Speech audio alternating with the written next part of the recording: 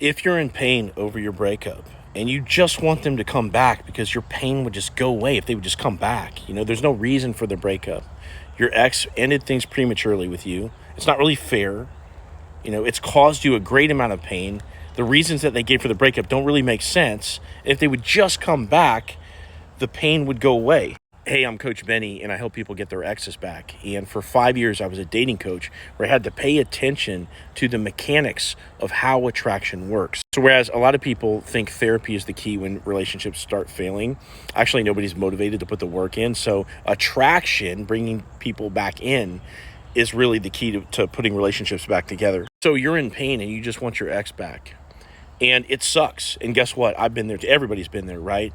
But right now, this is happening for you.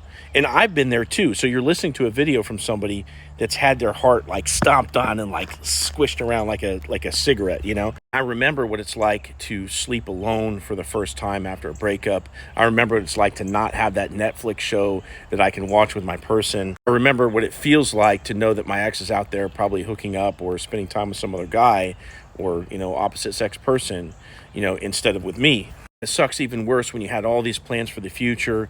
You lose their family, you lose their friends that you met together, and, it seems like your whole future goes away. If you're feeling like if they would just come back, it would take away your pain, it's a misplaced focus on your situation at the moment. Let me explain. If you're focused on external circumstances needing to be perfect in order for you to be happy, you're limiting your ability to be happy probably by 90x something percent, right? Because life can get pretty fucking messy. And this breakup is an example of one of those times. You have got to take sovereignty over your brain and the thoughts that you have and where you place your focus.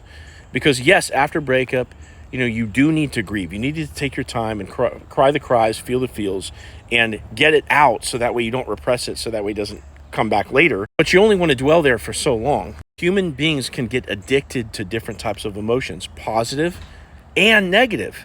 So if you're feeling this potent sadness and you're dwelling there in that space because you're in pain over the breakup, you can actually get addicted to that and stay in that negative vibe. And insofar as you're just focused on external validation or external conditions to be perfect for you to be happy, okay, this actually completely removes your ability to have an effect on other people. So one of the big paradigm shifts that you need to have going through this breakup is not so much, the feelings that your ex creates in you, sadness or happiness, right?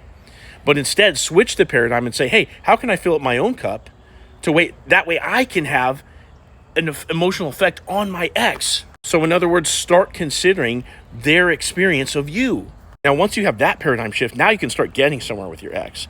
Now, instead of crying around in your basement, with the lights off, listening to emo music, you can step out the front door and start being a champ, making people laugh and smile, and then use that good energy on your ex to re-attract them. But it's not so simple. You're probably going to need a game plan. So if you want my help getting your ex back, click into my profile, click this link, set up a call with me, and tell me your story, and I'm going to customize a game plan for you to get your ex back.